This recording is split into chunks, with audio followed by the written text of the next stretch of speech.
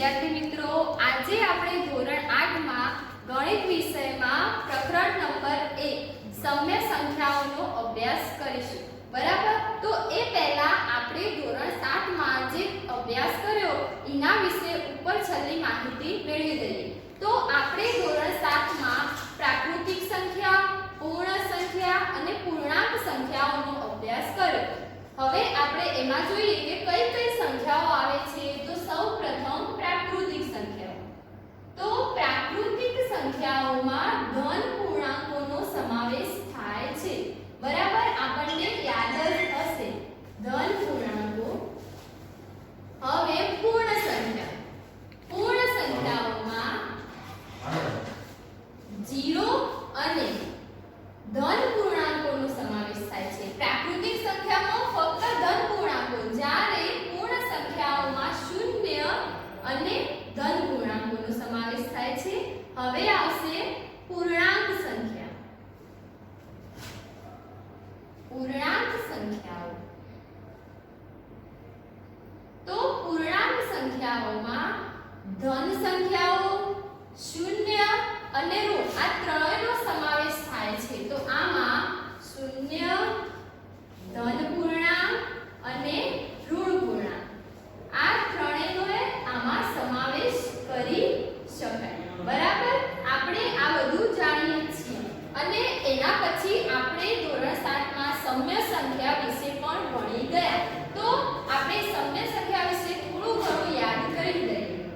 તો સમ્ય સંખ્યા કોને કહેવાય? તો સમ્ય સંખ્યાની આપણે પહેલા વ્યાખ્યા જોઈએ. જે સંખ્યાને આપણે p/q, જે સંખ્યાને p/q સ્વરૂપે લખી શકાય, સ્વરૂપે લખી શકાય તેને આપણે સમ્ય સંખ્યા કહીશું. તેને સમ્ય સંખ્યા કહેવામાં આવે છે. સમ્ય સંખ્યા કહેવામાં આવે છે. હવે આપણે બધા જાણીએ છીએ કે સમ્ય સંખ્યાઓના સ્વરૂપ વિશે જણાવ્યું છે કે p/q. હવે હું તમને સમ્ય સંખ્યાનું એક ઉદાહરણ આપું. ઉદાહરણ તરીકે તમે લખી શકો 3/5. હવે આને આપણે 3 ને p સ્વરૂપે અને 5 ને q સ્વરૂપે લખી શકીએ. બરાબર? તો આનું સ્વરૂપ કયું થયું? 3/5, મતલબ કે p/q સ્વરૂપનું થઈ ગયું. તો આને આપણે સમ્ય સંખ્યા કહી શકીશું. બીજું એક ઉદાહરણ આપું 8/5. ત્રીજા ઉદાહરણમાં લઈ શકો તમે 3/7. ગમે તે ઉદાહરણ તમે લઈ શકો. બરાબર છે? હવે આપણે આ ધોરણ 7 નું પ્રાકૃતિક સંખ્યાઓ, પૂર્ણ સંખ્યાઓ, પૂર્ણાંક સંખ્યાઓ અને સમ્ય સંખ્યા વિશે ભણી ગયા. તો એને થોડુંક યાદ કરી દીધું. હવે આપણે જેમ જેમ આપણે સમીકરણનો ઉપયોગ કરતા શીખ્યા. ઉદાહરણ તરીકે સુરેખ સાદું સમીકરણ. તો આપણે સુરેખ સાદા સમીકરણનું એક ઉદાહરણ લઈએ. તો સુરેખ સાદું સમીકરણ ધારો કે x + y બરાબર 7, 5 છે. 5 અથવા 7 તમે કોઈ પણ સુરેખ સાદા સમીકરણ લઈ શકો. બરાબર? તો તમે ઘણો એવા સમીકરણો જોયા હશે કે જેનો જવાબ અપૂર્ણાંક સંખ્યા આવે છે. દાખલા તરીકે x + 2y બરાબર 7/8. તો આ 7/8 એ સંખ્યા કઈ થઈ? સમ્ય સંખ્યા. તો ઘણા એવા સુરેખ સમીકરણો છે કે જેનો જવાબ તમે સમ્ય સંખ્યામાં આવી શકે છે. તો એના માટે હવે આપણે સમ્ય સંખ્યાઓના ગુણધર્મો વિશે ભણવાનું છે. આપણે હવે જોઈશું સમ્ય સંખ્યાના ગુણધર્મો. સમ્ય સંખ્યાના ગુણધર્મો. એમાં આપણે આવશે પહેલો જ ગુણધર્મ સમૃદ્ધતા. હવે આ સમૃદ્ધતા એટલે શું? સમૃદ્ધતા એટલે એના જેવું, બરાબર હોવું, સેમ હોવું, સરખું હોવું. બરાબર?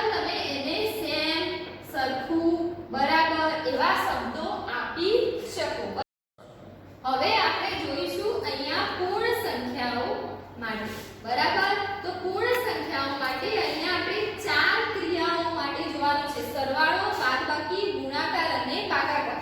કોઈ પણ તે પૂર્ણ સંખ્યાઓનો તમે સરવાળો કરો ઉદાહરણ તરીકે 3 + 5 તો જવાબ કેટલો આવે છે 8 તો શું પૂર્ણ સંખ્યા છે તો હા। તો અહીંયા આપણે સરવાળા માટે અને પૂર્ણ સંખ્યા માટે સમૃદ્ધતા કહી શકીએ।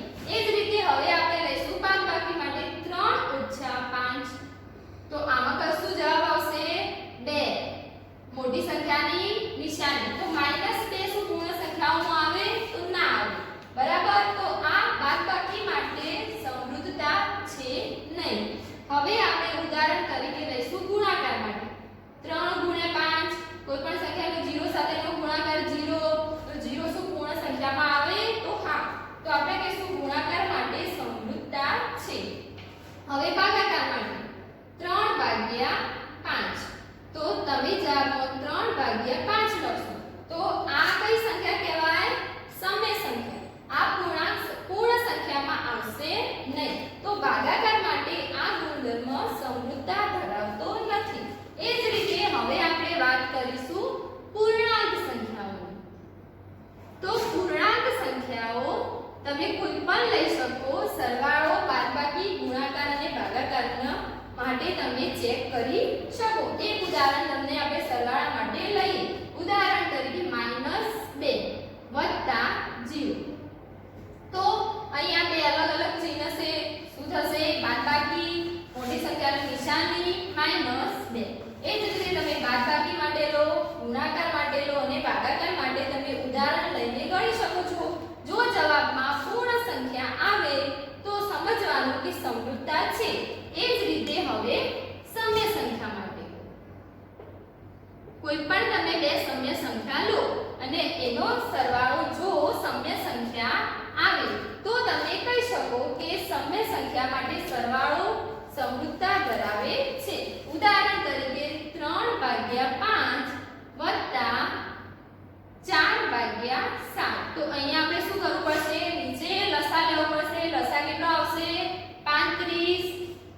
હવે અહીંયા 35 લસા આવ્યો તો અહીંયા 35 કરવા માટે ઉપર કેટલા વડે ગુણવાના 7 તો 7 વડે ગુણો તો 7 તરી 21 વત્તા અહીંયા 7 છે 35 ના માટે ઉપર કેટલા વડે ગુણીશું 5 વડે તો 4 × 5 4 × 20 જવાબ કેટલો આવશે 41/35 તો 41/35 નું સમૃદ્ધ છે સમય સંખ્યા છે તો હા સમય સંખ્યા છે માટે એ સમૃદ્ધતા ધરાવે છે।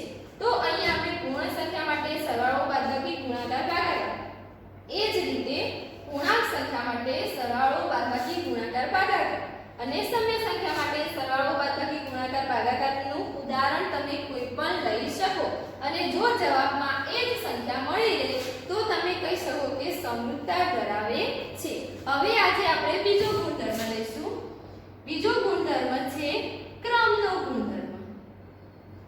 તો ક્રમનો ગુણધર્મ માટે પણ તમે બે પૂર્ણ સંખ્યાઓ લો તો બે પૂર્ણ સંખ્યાઓ 0 + 3 આપણે પહેલા સરવાળા માટે જોઈશું બરાબર 3 + 0 કરો તો 0 + 3 કરો જવાબ કેટલો આવશે 3 3 + 0 કરો જવાબ કેટલો આવશે 3 બંનેમાં પણ જવાબ કેટલો આવે છે 3 બરાબર।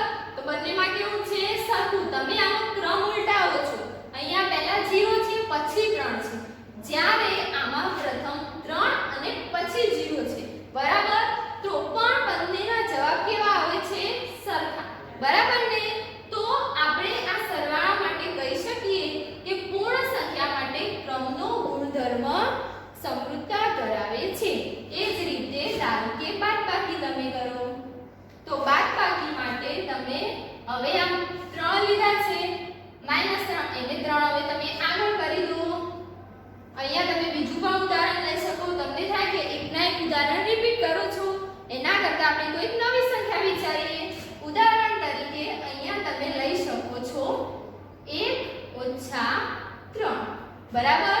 હવે તમે શું કરશો 3 - 1 કરી શકો આને શું કરી દીધું ઉલટાવી દીધું તો 1 - તમે 3 કરશો તો અહીંયા મોટી સંખ્યાની નિશાની માઈનસ બંને આ પ્લસ છે માઈનસ છે બંને વિરુદ્ધ નિશાની છે માટે શું થશે બાદબાકી તો જવાબ શું આવશે માઈનસ જ્યારે અહીંયા મોટી સંખ્યાની નિશાની પ્લસ આવશે બરાબર પ્લસ 3 છે ને તો એના માટે નિશાની કેટલી આવશે પ્લસ જેને આપણે પ્લસ મૂકતા નથી કઈ આગળ ના હોય તો એને શું કહીશું પ્લસ હવે અહીંયા પણ બાદબાકી થશે કેટલો જવાબ આવશે 2 તો અહીંયા -2 છે જ્યારે અહીંયા 2 છે તો આ જવાબ કેવો છે અલગ અલગ તો આ સરવાળા માટે છે હવે બાદબાકી માટે તો અહીંયા તમે બંને જવાબ કેવા આવે છે અલગ અલગ આવે છે તો આ ક્રમનો ગુણધર્મ સમૃદ્ધતા ધરાવતો નથી હવે આપણે ઉદાહરણ લઈશું ગુણાકાર માટે ધારો કે 4 × 3 બરાબર હવે ક્રમ ઉલટાવી દો 3 ને પ્રથમ લાવી દો 4 ને પાછળ જવાબ આવશે 12 બંને કેવા છે સમાન બરાબર હવે બંને સમાન છે તેથી અહીંયા તમે શું કહી શકશો સમૃદ્ધતા ગુણાકાર માટે ધરાવે છે બંને જવાબ કેવા આવે છે સરખા તમે ક્રમ ઉલટાવો તો પણ જવાબ કેવો આવ્યો સરખો આવે હવે અહીંયા બીજું એક ઉદાહરણ 3/5 બરાબર હવે તમે અહીંયા 3/5 કરો છો બરાબર 3/5 એને આપણે આ રીતે લખતા પહેલા એકવાર આ રીતે લખીએ 3/5 બરાબર હવે આને આપણે ઉલટાવી દઈશું 5/3 તો આનો જવાબમાં તમે લખી શકશો 3/5 5/5 બંને સમાન છે નથી બરાબર તો તમે ક્રમનો ગુણધર્મ જ્યારે ચેન્જ કરો તો આ શું થઈ જાય છે ઉલટાઈ જાય છે બરાબર એટલે અહીંયા સમૃદ્ધતા નથી હવે એ જ રીતે આપણે પૂર્ણ સંખ્યા પૂર્ણાંક સંખ્યા અને સમ્ય સંખ્યા કોઈ પણ સંખ્યા લઈને અહીંયા આપણે ચેક કરી શકીએ હવે આપણે ત્રીજો ગુણધર્મ ભણવાનો છે જૂથનો ગુણધર્મ તો જૂથના ગુણધર્મ માટે આપણે કોઈ પણ પહેલા પૂર્ણ સંખ્યા જોઈએ પૂર્ણ સંખ્યા માટે આપણે લઈએ 3 + 4 + 2 બરાબર હવે અહીંયા આપણે જૂથ ચેન્જ કરીશું આ બે જે જૂથમાં મૂક્યા છે હવે અહીંયા બે મૂકીશું 3 + 4 + 2 હવે જોઈએ 3 × 9 અહીંયા સરવાળો કરીશું 4 + 2 6 કેટલો જવાબ આવશે 9 આ બાજુ 3 અને 4 7 + 2 જવાબ કેટલો આવશે 9 બંને કેવા છે સમાન બંને કેવું છે પૂર્ણ સંખ્યા છે તો હા અહીંયા સરવાળા માટે આપણે શું કરી શકીશું સમૃદ્ધતા છે એ જ રીતે તમે બાદબાકી મૂકીશું આ સરવાળા માટે હવે આવશે બાદબાકી માટે તો તમે કરો બાદબાકી 3 - 4 - 2 બરાબર હવે આપણે પાછું આ જે જૂથ બનાવ્યું છે બદલી દઈશું અહીંયા જૂથ બનાવી દઈશું 3 - 4 - 2 તો હવે 3 × 9 - 4 - 2 કેટલા થાય 2 3 - 2 કેટલા 1 બરાબર અહીંયા 3 - 4 કેટલા થશે 1 મોટી સંખ્યાની નિશાની -2 બરાબર હવે અહીંયા શું થશે બે સમાન ચિહ્ન સરવાળો મોટી સંખ્યાની નિશાની -3 અહીંયા બંને જવાબ સરખા છે નથી પ્લસ આ પૂર્ણ સંખ્યાનો સમાવેશ થતો નથી માટે બાદબાકી માટે સમૃદ્ધ નથી બરાબર હવે એ જ રીતે ગુણાકાર માટે જોઈએ ગુણાકાર માટે 3 × 4 × 2 હવે આપણે કૌંસ આ બનાવીશું આ બેનું જૂથ બનાવીશું તો 3 × 4 × 2 તો 3 × 9 4 × 2 કેટલા થઈ 8 8 × 3 8 તરી 24 બરાબર હવે 3 × 4 12 × 2 12 × 24 જવાબ કેવો છે સમાન પૂર્ણ સંખ્યા છે તો અહીંયા આપણે લખી શકીશું કે સમૃદ્ધ અહીંયા આ પૂર્ણ સંખ્યાઓ જૂથનો ગુણધર્મ ધરાવે છે બરાબર હવે આપણે જોઈશું ભાગાકાર માટે તો ભાગાકાર માટે તમે કરશો 3/5 કૌંસ અહીંયા આપણે 12 બનાવીએ બરાબર ભાગ્યા 3 બરાબર હવે અહીંયા કૌંસ બનાવીશું 3/5 ભાગ્યા 3 હવે આને આપણે મૂકીએ 3/5 ભાગ્યા 3 ને આપણે આ રીતે લખીશું આમાં 3/5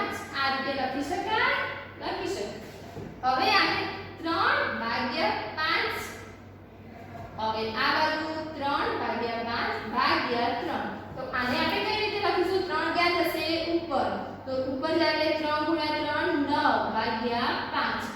આ બાજુ 3 ક્યાં જશે? ઉપર. 3 3 9, 9 ભાગ્યા 5. તો અહીંયા બંને કેવી આવે છે? સમ્ય સંખ્યા આવે છે. સમાન તો છે પરંતુ કેવી છે? સમ્ય સંખ્યા. તો આ પણ ગુણધર્મ સમૃદ્ધ નથી. બરાબર? તો તમે કોઈ પણ સંખ્યા લઈ, તમે કોઈ પણ બે પૂર્ણ સંખ્યા લો, સમૃદ્ધતા ચેક કરો, પૂર્ણાંક સંખ્યા લો, સમૃદ્ધતા ચેક કરો, સમ્ય સંખ્યા લો, સમૃદ્ધતા ચેક. જો બરાબર આવી જાય જવાબ એ જ આવે તો કહી શકાય સમૃદ્ધતા ચેક કોઈ પણ ક્રિયામાં. એ જ રીતે તમે ક્રમનો ગુણધર્મ, તમે ક્રમ ઉલટાવો, જવાબ એ જ મળે. બરાબર? જવાબ સરખો મળે. અને જો એક પૂર્ણ સંખ્યા હોય, પૂર્ણાંક સંખ્યાનો લીધો હોય તો પૂર્ણાંક સંખ્યા હોય, સમ્ય સંખ્યાનો લીધો હોય તો સમ્ય સંખ્યા હોય, તો તમે કહી શકો કે ક્રમનો ગુણધર્મ છે. બરાબર? કોઈ પણ ક્રિયા માટે. એ જ રીતે જૂથનો ગુણધર્મ. તો જૂથના ગુણધર્મમાં તમે કોઈ પણ જૂથ બનાવો, બરાબર? અને જો જવાબ તમે પૂર્ણ સંખ્યા લીધો તો પૂર્ણ સંખ્યા આવે ને બરાબર આવે, તો તમે કહી શકો કે હા જૂથનો ગુણધર્મ છે. બરાબર? હવે આપણે આપણા નવા વિડિયોમાં આનાથી આગળ થોડું ભણીશું. બરાબર?